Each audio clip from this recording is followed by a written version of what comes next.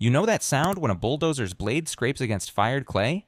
It's like nails on a chalkboard, but 1,000 times worse when it's your life's work getting crushed into dust. I'm standing in my backyard at dawn, watching this massive yellow machine tear apart my traditional Pueblo kiln. 800 years of Native American pottery techniques reduced to rubble in about 8 minutes. The smell of diesel exhaust mixed with ancient clay fills my nose, and I can taste that metallic flavor of pure rage in my mouth. But here's the thing that would have surprised anyone watching me that morning. I was smiling. Not because I'd lost my mind, but because Brendan McDowell, the HOA chairman who ordered this destruction, had just handed me the keys to destroying his $50 million criminal empire. See, what Brendan didn't know was that I'd already figured out his little secret. And what he definitely didn't know was that in about 6 hours, the FBI art crime team would be kicking down his front door. Have you ever had a neighbor who seemed determined to destroy something you loved? Drop a comment and tell me where you're watching from. I want to know if HOA nightmares are everywhere, or if Arizona just breeds a special kind of crazy. Let me back up and tell you how a simple pottery hobby turned into the biggest international art theft investigation the Southwest had seen in decades. My name's Davis Carter, and I'm what you might call a professional dirt digger. Not the gossip kind, I'm a field archaeologist specializing in southwestern native cultures. For the past 12 years, I've been crawling around ancient Pueblo ruins, documenting how people lived and worked 8 centuries before anyone thought to put up a Starbucks. But my real passion started when I was a kid growing up in northern New Mexico, right next to Santo Domingo Pueblo. The tribal elders there took pity on this scrawny white kid who kept hanging around their pottery demonstrations, asking a million questions about clay preparation and firing techniques. Maria Tenorio was the master potter who finally sat me down when I was 15 and said, "You want to learn the old ways? Then you learn them right, with respect." She taught me that every piece of clay holds the spirit of the earth, that pottery isn't just about making bowls, it's about connecting with ancestors who perfected these techniques when Europe was still figuring out plumbing. By the time I finished my PhD at University of Arizona, I wasn't just studying ancient pottery, I was making it. Not the tourist shop knockoffs you see in Sedona, but authentic reproductions using only materials and methods that would have been available 1,000 years ago. No modern glazes, no electric kilns, no shortcuts. I'd converted my backyard in Saguaro Heights into what was essentially a working archaeological site. Traditional adobe hornos for firing, carefully aged clay deposits from specific geological sources, even a traditional ramada for drying pieces in the desert sun. The whole setup probably looked weird to my neighbors, but it was the only way to create museum-quality replicas that could actually replace stolen originals. And that work was more important than most people realized. See, here's something most folks don't know about archaeology. We're constantly racing against looters. For every legitimate dig site we excavate properly, there are probably 10 that get raided by pot hunters looking to make quick money selling artifacts to private collectors. The pottery I made wasn't just for show. Museums across the Southwest were using my pieces to fill gaps in their collections where original artifacts had been stolen or destroyed. When the Heard Museum in Phoenix had their Hohokam burial urns go missing from storage, I spent 3 months recreating perfect replicas using techniques I'd learned from analyzing pottery sherds at the actual archaeological sites. That's actually how I ended up in Saguaro Heights in the first place. I needed a workshop space close enough to Tucson for university collaboration, but far enough out to build traditional firing kilns without city fire codes shutting me down. This upscale desert community seemed perfect. Big lots, understanding neighbors, and close enough to several protected archaeological sites that I used for research. What I didn't count on was Brendan McDowell. First time I met Brendan, I should have known something was off. It was about a week after I'd moved in, and he showed up at my door wearing a tennis outfit that probably cost more than my truck. Perfectly manicured nails, expensive watch, the whole 9 yards. But there was something about his eyes when he looked at the pottery pieces I had drying on my porch, too interested, too calculating. "Fascinating work," he said, picking up one of my Mimbre-style bowls without asking. The way he examined it wasn't like someone admiring art, it was like someone appraising merchandise. "Where do you source your inspiration for these designs?" I explained about working from archaeological fragments and museum pieces, and his interest seemed to sharpen. Started asking detailed questions about pottery dating techniques, market values for authentic pieces, how experts could tell originals from reproductions. At the time, I figured he was just another wealthy desert retiree with too much time and money trying to sound knowledgeable about native art. Arizona's full of them, people who move here for the lifestyle and immediately start buying up turquoise jewelry and kachina dolls to prove they're connected to the culture. Brendan mentioned he had his own collection of southwestern artifacts, inherited from his grandfather who'd been an early appreciator of Native American art. said I should come by sometime to see some really spectacular pieces he kept in his private study. I was polite, but didn't follow up.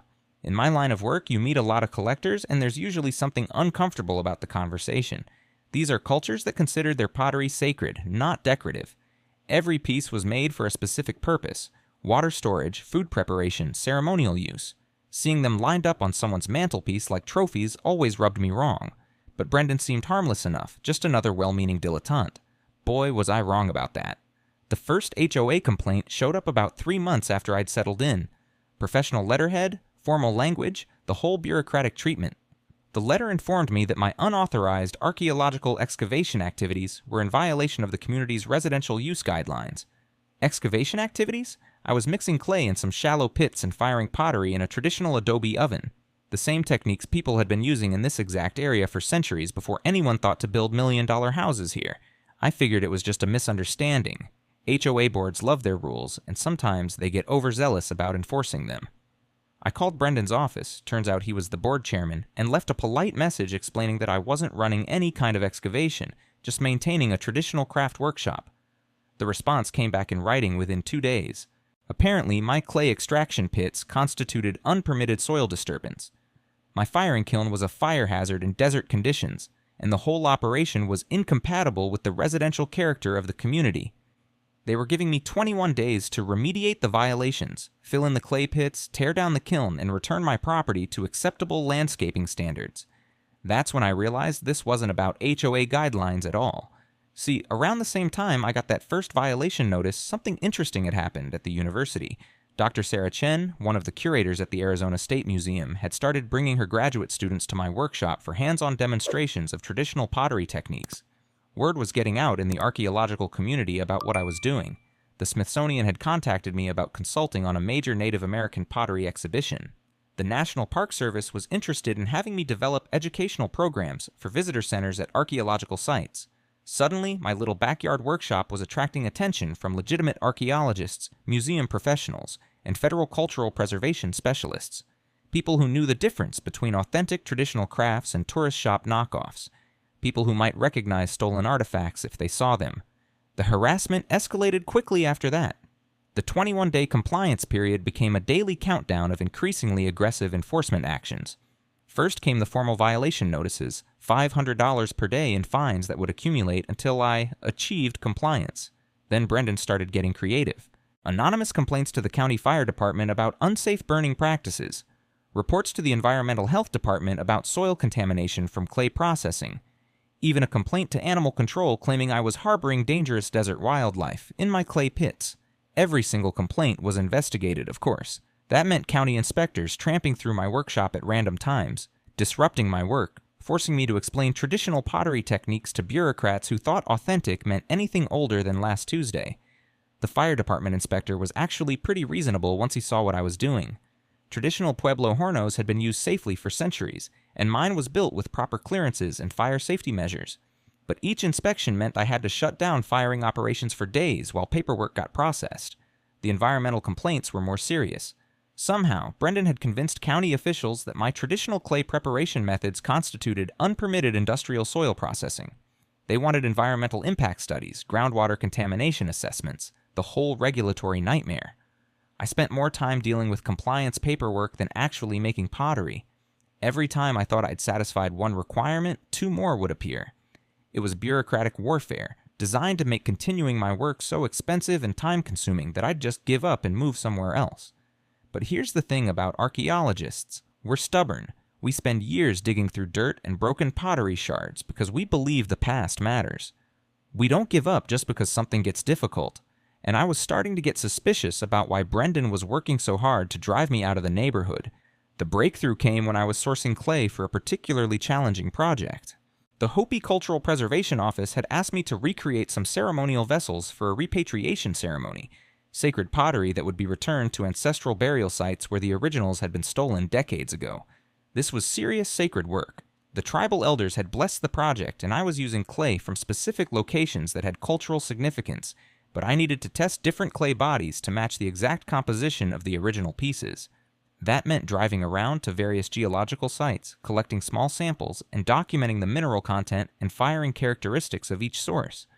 Basically, I was creating a reference library of authentic southwestern pottery clays, the kind of detailed technical knowledge that takes years to develop. I'd been working on this project for weeks when I decided to check one more potential clay source, a wash that ran behind the houses on Brendan Street.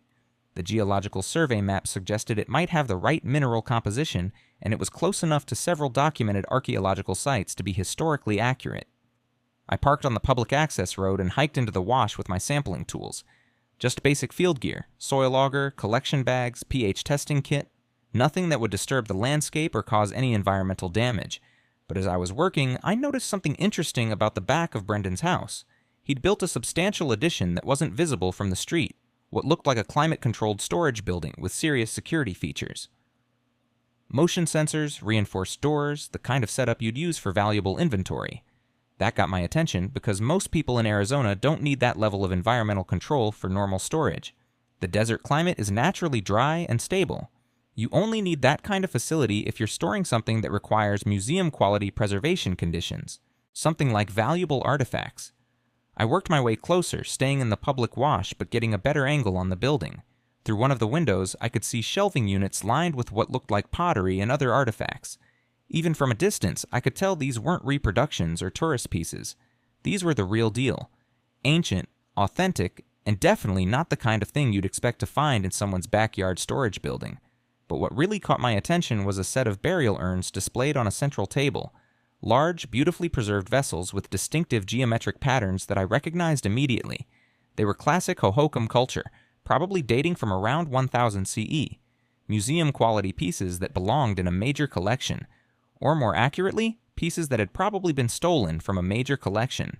See, here's something most people don't realize about archaeological artifacts. Every legitimate piece has a documented chain of custody.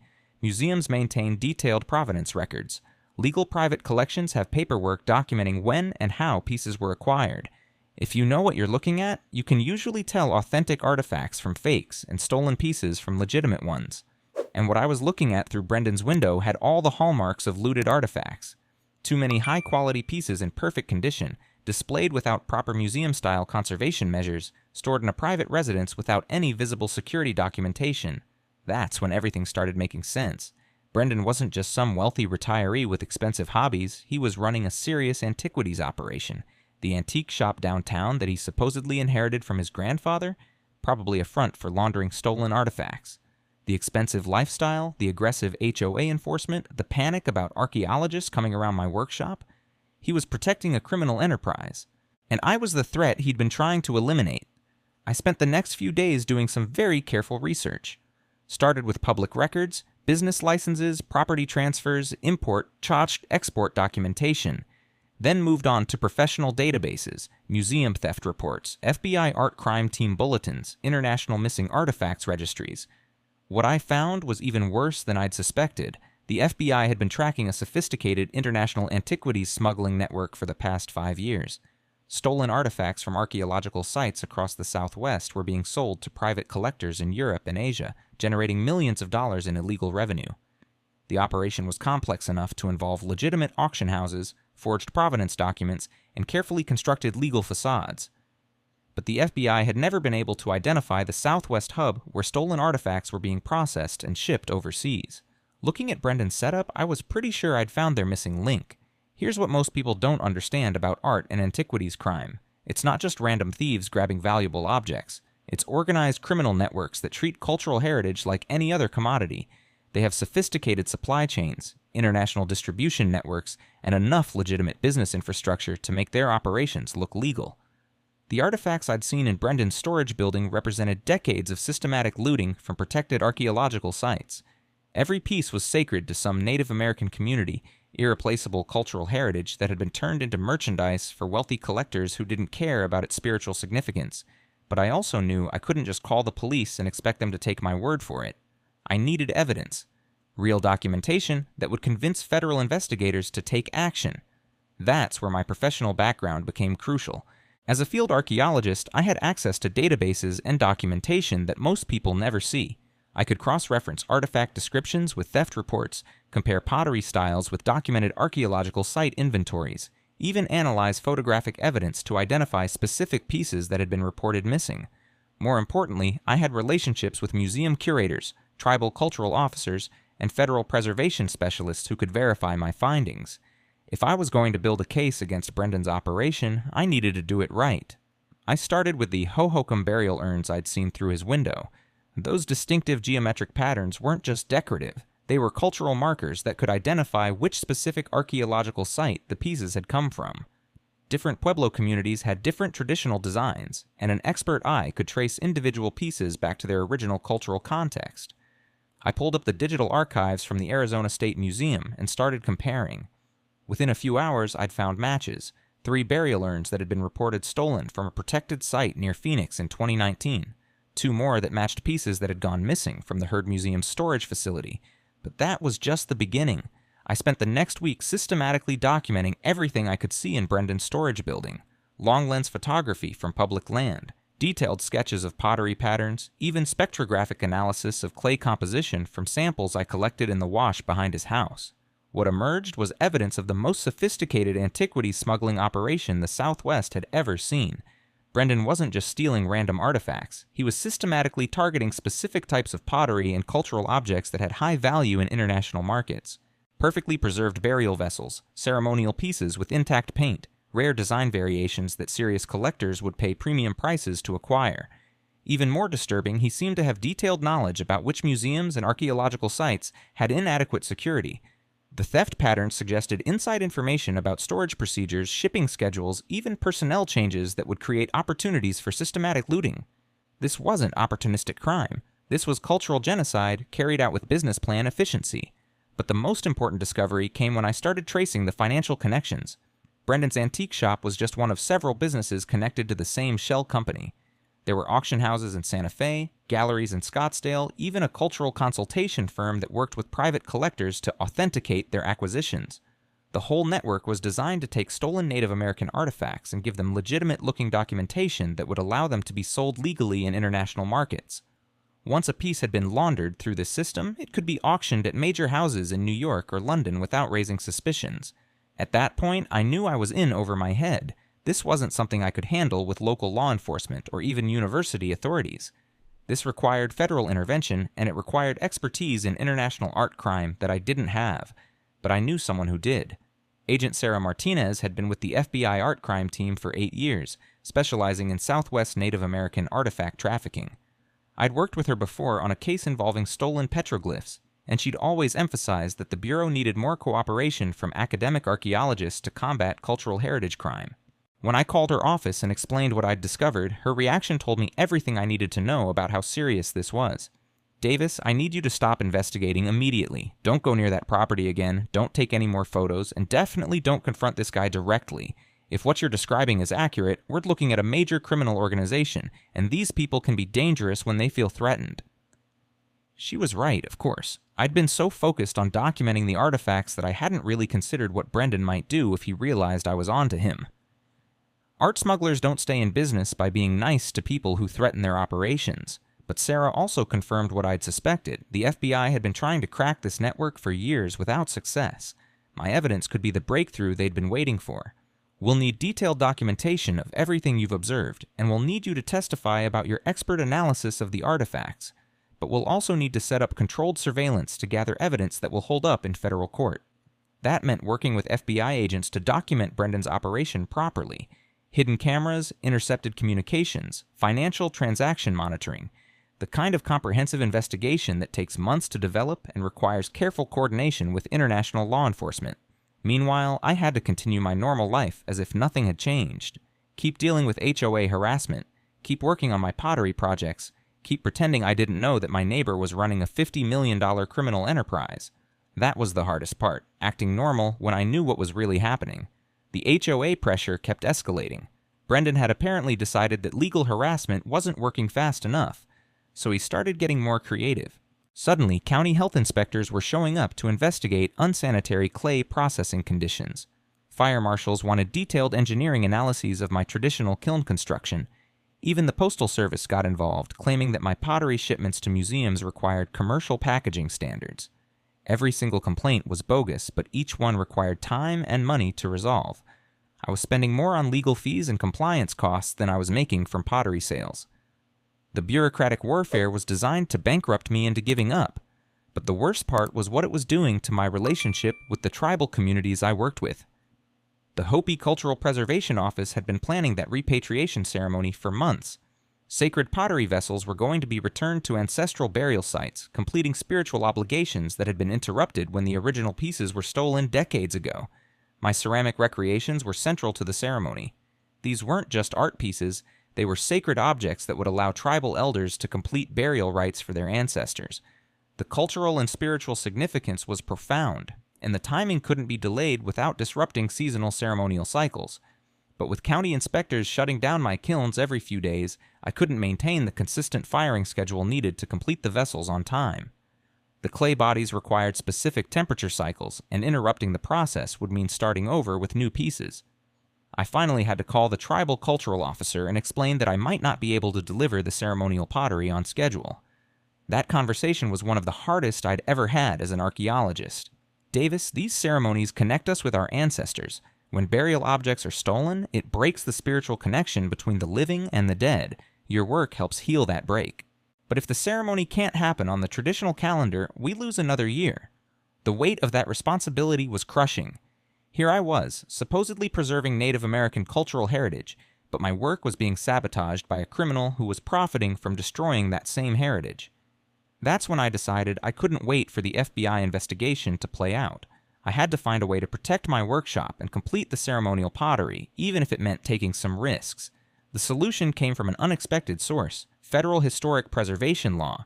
See, most people think about archaeological sites as places where you dig up old pottery, but the legal framework that protects those sites also applies to traditional cultural practices that maintain the same techniques and spiritual connections. My workshop wasn't just a hobby pottery studio, it was a living laboratory where 800-year-old cultural techniques were being preserved and passed on to new generations. The clay preparation methods, firing technologies, even the spatial organization of the work area replicated traditional Pueblo pottery practices that were documented at archaeological sites across the region. In legal terms, my property was a traditional cultural property, a site where historic cultural practices were being maintained in ways that had direct connections to documented archaeological resources. And traditional cultural properties have federal protection under the National Historic Preservation Act. I spent 3 intensive days preparing a nomination package, documenting the archaeological basis for my traditional pottery methods and demonstrating the cultural continuity between ancient sites and my contemporary workshop. I included endorsements from tribal cultural officers, museum curators, and university archaeologists who could attest to the authenticity and cultural significance of my work. The nomination went to the Arizona State Historic Preservation Officer on a Thursday morning.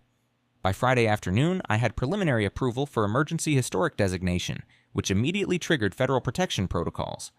Suddenly, Brendan's HOA violations weren't just local zoning disputes. They were potential violations of federal historic preservation law, which carries much more serious penalties and involves agencies that don't care about local political connections. But the real breakthrough came the following Monday when Agent Martinez called with news that would change everything. Davis, we got the surveillance warrant approved. We'll be monitoring Brendan's communications and financial transactions starting immediately. But we also want to accelerate the timeline on this investigation. Apparently, my evidence had been even more valuable than I'd realized. The FBI had been able to trace several of the artifacts I'd identified back to specific theft cases, and the pattern of evidence suggested that Brendan's network was planning to ship a major consignment of stolen pieces to international buyers within the next few weeks. We think they're getting nervous about all the archaeological attention in the neighborhood. If they're planning to move inventory quickly, we need to move fast to catch them in the act. That meant the FBI was going to set up a sting operation, using my workshop as a cover for surveillance activities. They wanted to catch Brendan's organization in the process of handling stolen artifacts, which would provide the kind of direct evidence needed for federal prosecution, but it also meant putting me directly in the line of fire. We'll have agents positioned for your protection, but you'll need to continue your normal activities to avoid raising suspicions. Can you handle that? Looking back, I probably should have been more scared than I was, but mostly what I felt was anger. Anger at what Brendan had done to Native American cultural heritage. Anger at the months of harassment and legal intimidation. Anger at nearly missing the ceremonial deadline because of his criminal activities. I was ready for this to be over. The next 2 weeks were surreal. On the surface, I was just continuing my normal pottery work, mixing clays, forming vessels, tending firing schedules.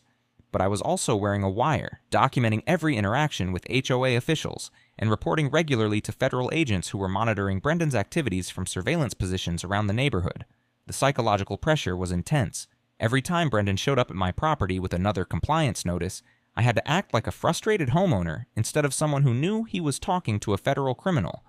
Every conversation was being recorded. Every legal threat was being analyzed for evidence of criminal intent. But the most difficult part was maintaining the spiritual focus needed to complete the ceremonial pottery. These pieces required not just technical skill, but respectful attention to their cultural significance. The tribal elders had blessed the project, and I felt a profound responsibility to honor that blessing despite everything else that was happening. I was working on the final firing cycle when everything came to a head. The Hopi repatriation ceremony was scheduled for the following weekend, and I was running behind schedule because of all the enforcement disruptions. I'd started the final kiln load on a Tuesday evening, planning to complete the firing cycle by Thursday so the pieces would be ready for transport. But Wednesday morning, Brendan showed up with county officials and a court order demanding immediate compliance with HOA violations. They wanted to shut down my kiln in the middle of the firing cycle, which would have destroyed weeks of work and made it impossible to complete the ceremonial pottery on time. I tried to explain about the federal historic designation and the cultural significance of the work, but Brendan just smiled that cold, calculating smile I'd come to recognize. "Mr. Carter, your little pottery hobby has become a public nuisance. These violations have been accumulating for months, and the county has a responsibility to protect the community from fire hazards and environmental contamination." That's when he made his fatal mistake.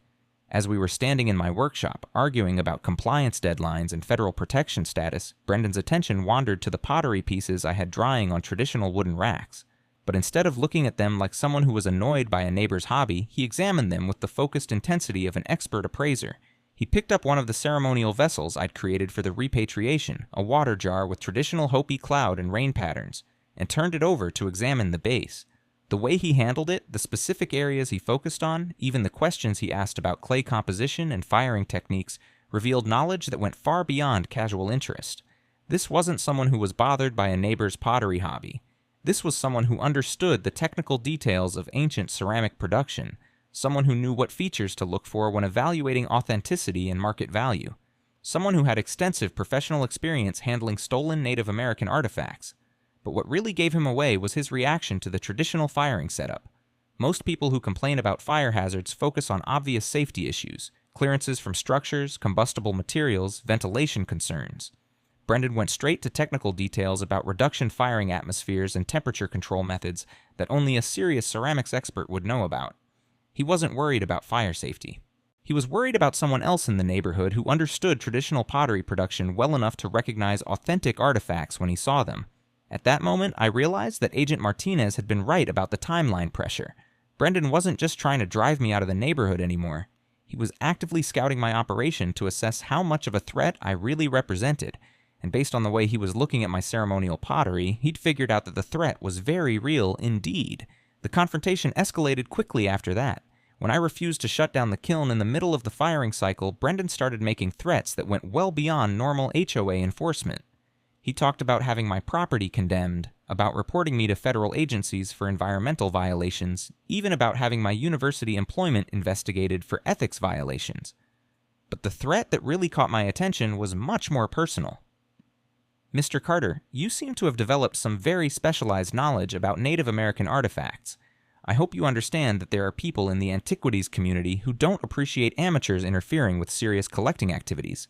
Academics who get too involved in authentication disputes sometimes find their careers taking unexpected turns." That wasn't a legal threat. That was a direct warning about what happens to people who threaten his criminal network. I kept my voice steady and continued recording, but inside I was calculating how quickly FBI backup could respond if this confrontation turned violent. Brendan might look like a middle-aged tennis player, but people who run $50 million criminal enterprises don't stay in business by avoiding confrontation. Fortunately, the county officials with him were just doing their jobs and weren't part of whatever criminal organization he was running.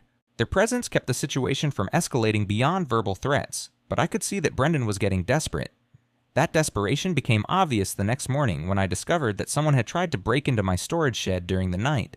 Nothing was actually stolen, but someone had definitely been through my pottery inventory. Pieces had been moved, photographed, even tested with some kind of chemical analysis kit that left residue on the ceramic surfaces. Whoever had done this knew what they were looking for and had the technical equipment to analyze ceramic composition and authenticity. It was professional reconnaissance, the kind of detailed intelligence gathering that criminal organizations use to assess threats and plan responses. I called Agent Martinez immediately, and her response confirmed what I was already thinking. Davis, this changes the risk profile significantly. If they're conducting surveillance operations against you personally, it means they've identified you as a major threat to their organization. We need to accelerate our timeline.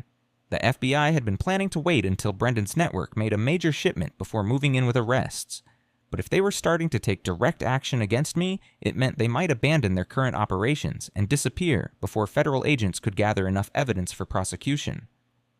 We're going to set up the sting operation this weekend, during your repatriation ceremony. At first, that sounded insane. The ceremony was sacred, involving tribal elders and cultural objects that had profound spiritual significance. The idea of turning it into a law enforcement operation seemed like exactly the kind of cultural insensitivity that had created these problems in the first place, but Agent Martinez explained the tactical logic. Brendan's organization has been monitoring your activities closely enough to know about the ceremony. If they're planning to make a move against your operation, they'll likely do it when they think you'll be distracted by the cultural event. We can use that expectation to catch them in the act. More importantly, the ceremony would bring together exactly the kind of archaeological and cultural preservation experts who could provide definitive testimony about the stolen artifacts in Brendan's collection. Museum curators, tribal cultural officers, university researchers, people with the expertise and authority to document the criminal nature of his antiquities operation. We'll have probable cause to search his property if we can document him attempting to interfere with a federally protected cultural activity, and we'll have expert witnesses present to immediately identify stolen artifacts if we find them. It was risky, but it was also the best chance to gather enough evidence to shut down the entire network. The ceremony was scheduled for Saturday morning in a traditional outdoor setting on my property, with about 30 people attending: tribal elders, museum staff, university colleagues, and a few government officials from cultural preservation agencies. The spiritual part of the event would involve blessing the ceramic vessels I'd created and formally dedicating them for return to ancestral burial sites. But it was also going to involve a carefully coordinated FBI operation designed to catch an international art smuggling network in the act of interfering with federal cultural protection laws. Friday night, I barely slept. The pottery pieces were perfect. The finest traditional work I'd ever produced, created with clay blessed by tribal elders and fired using techniques that connected directly to 8 centuries of cultural continuity. But I also knew that in less than 12 hours, my backyard was going to become the center of a federal law enforcement operation that could either vindicate everything I'd worked for or destroy it completely. Agent Martinez had positioned surveillance teams around the neighborhood, with backup units ready to respond within minutes. I was wearing recording equipment that would capture any interaction with Brendan or his associates. Most importantly, the tribal cultural officers attending the ceremony had been briefed about the law enforcement operation and were prepared to provide expert testimony about any stolen artifacts that might be discovered. The ceremony began at dawn, as traditional protocols required. Elder Robert Nampeo from Hopi led the blessing, speaking in his native language about the spiritual significance of returning sacred objects to their ancestral homes. The ceramic vessels I'd created were displayed on traditional blankets, surrounded by cornmeal and prayer feathers that had been blessed specifically for this purpose. About 20 minutes into the ceremony, I noticed movement at Brendan's house. Through the telephoto lens surveillance equipment the FBI had provided, I could see him watching the gathering from his back patio. He was on his phone, apparently reporting our activities to someone else. That's when things started moving fast. 2 white panel vans pulled up to Brendan's house around 8 a.m. just as the ceremonial blessing was concluding. Professional movers started loading carefully packed crates into the vehicles, the kind of climate-controlled transportation containers used for valuable artwork and artifacts. Agent Martinez's voice came through my earpiece. "Davis, they're moving inventory. This is exactly what we needed to see. Keep the ceremony going normally, but be ready to move if we give you the signal." I tried to maintain focus on the cultural significance of what we were doing, but it was hard to concentrate on spiritual obligations when I could see a major criminal operation unfolding 50 yards away. The tribal elders seemed to sense the tension, but they continued the ceremony with the dignity and reverence that the occasion demanded. That's when Brendan made his fatal error. Instead of just supervising the loading operation from a distance, he decided to walk over and confront our ceremony directly. He approached our gathering wearing expensive casual clothes that probably cost more than most people make in a month, flanked by 2 men who definitely weren't neighborhood residents. Mr. Carter, I'm afraid this unauthorized gathering violates several HOA covenants regarding commercial activities and public assemblies. I'm going to have to ask you to disperse this event immediately." Elder Nampeo looked up from the blessing he was conducting and fixed Brendan with the kind of stare that comes from 7 decades of dealing with white officials who don't understand native sovereignty. "Young man, this is a sacred ceremony protected by federal law. Your HOA has no authority over traditional cultural practices." But Brendan wasn't paying attention to the elder's words. His focus was entirely on the ceramic vessels displayed for the ceremony, and the way he was examining them revealed everything I needed to know about his expertise. He was looking at each piece with the practiced eye of someone who had extensive experience evaluating authentic Native American pottery, checking specific technical details about clay composition, firing techniques, even traditional paint applications. This wasn't casual interest. This was professional assessment. But what really gave him away was his reaction to one particular vessel, a large water jar with traditional Hohokam geometric patterns that I'd based on fragments from a documented archaeological site near Phoenix. His face went pale when he saw it. See, I'd deliberately included design elements from pottery that I knew had been stolen from that site in 2019. Elements that would only be familiar to someone who had seen the original stolen pieces. Elements that weren't documented in any published archaeological reports. The only way Brendan could recognize those specific design patterns was if he'd handled the stolen originals. That's when Agent Martinez gave the signal. FBI agents emerged from concealed positions around the property, displaying badges and announcing federal warrants for search and seizure. The 2 men with Brendan immediately tried to leave, but they were intercepted before they could reach their vehicle. But the real drama was happening at Brendan's house, where agents were executing a search warrant on his storage facility. From my property, we could see the FBI art recovery team removing crate after crate of artifacts from Brendan's climate-controlled storage building, museum-quality pottery, ceremonial objects, even ancient jewelry and textiles that represented centuries of Native American cultural heritage. The scale of the operation was staggering. Agent Martinez later told me they recovered over 400 individual artifacts with an estimated value of more than $50 million.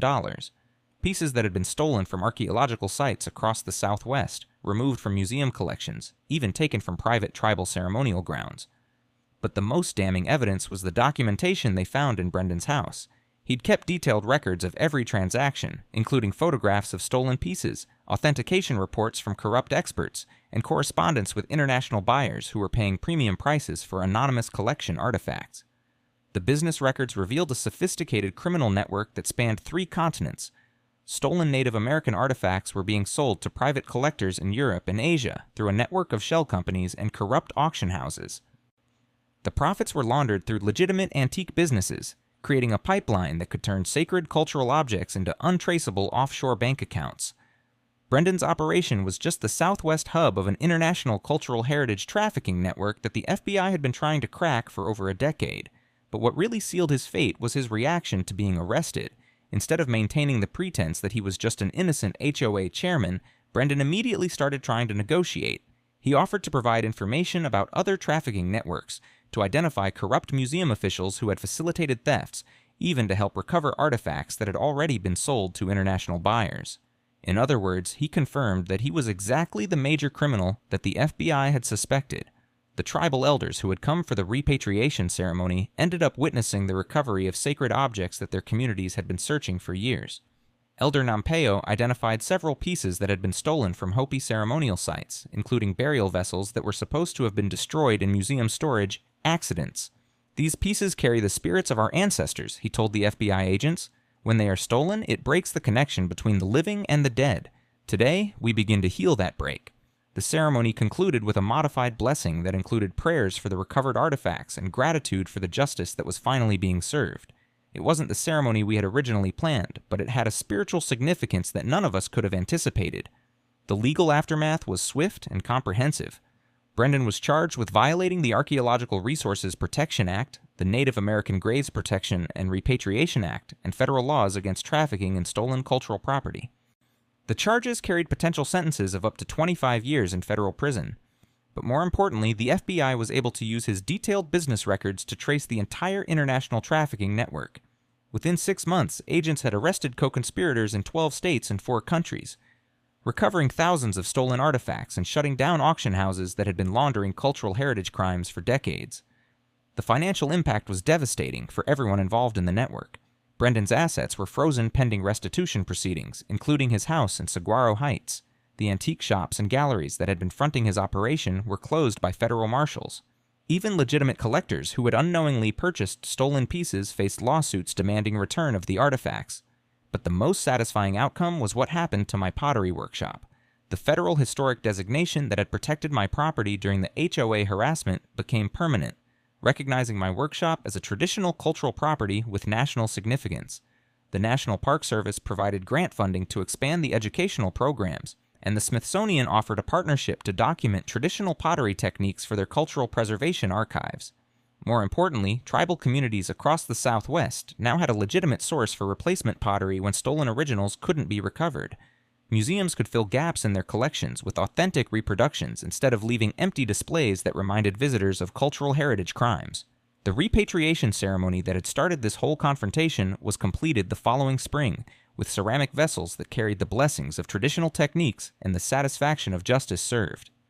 The stolen artifacts recovered from Brendan's operation were returned to their rightful tribal communities, finally allowing burial rites and ceremonial obligations to be fulfilled after years of spiritual disruption.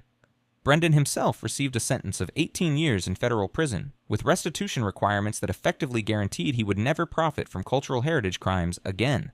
His co-conspirators received similar sentences, and the international trafficking network was dismantled completely. But perhaps the most important outcome was the precedent it set for protecting traditional cultural practices from bureaucratic harassment and criminal interference. The case established clear legal principles about federal protection for traditional cultural properties, even when they're located in private residential communities. HOA boards can no longer use zoning enforcement to suppress legitimate cultural preservation activities, and law enforcement agencies have better tools for investigating antiquities crimes. 6 months after Brendan's arrest, I received a letter from the Hopi Cultural Preservation Office that I'll treasure for the rest of my life. Davis, your work has helped us reconnect with our ancestors and reclaim sacred objects that we thought were lost forever. But more than that, you've shown that preserving our culture isn't just about studying the past. It's about keeping traditional knowledge alive for future generations. Thank you for understanding that pottery isn't just clay and fire. It's the spirit of our people shaped by hands that remember the old ways. That letter is displayed in my workshop now, next to a traditional firing kiln that operates under federal protection and serves pottery students from universities across the country. The clay pits that Brendan tried to force me to fill are now registered archaeological features that demonstrate 8 centuries of continuous cultural tradition. And every time I teach a pottery class or fire a batch of traditional vessels, I remember that protecting cultural heritage isn't just about preserving objects in museums. It's about keeping living traditions alive, honoring the knowledge of indigenous communities, and making sure that sacred practices can continue despite the greed and ignorance that would destroy them for profit. Sometimes justice comes slowly, shaped by patient hands that understand the value of ancient wisdom. But when it finally emerges from the fire, it's strong enough to last for generations. The pottery wheel keeps turning, the kilns keep burning, and the old ways live on in the desert soil where they have always belonged. And somewhere in federal prison, Brendan McDowell has 18 years to think about what happens when you try to steal the sacred and sell it to the highest bidder. The clay remembers everything. And now, finally, so does the law.